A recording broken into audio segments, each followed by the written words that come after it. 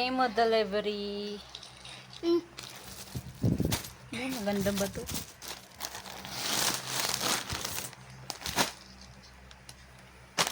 What's this one? Dahil adik ka sa add to cart, malaki pala ang damit na napili ko.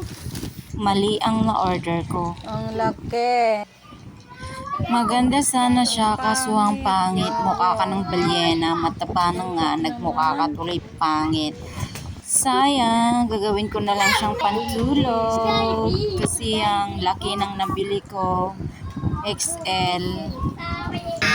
So dapat large pala yun. So yan, wala na tayong magagawa, hindi na siya maibabalik. Gawin na lang pantulog. Learn your mistake. Next time, wag nang ulitin mag-order na hindi naman ang size. Not bad. Maganda lang siyang tingnan pero maliit pala.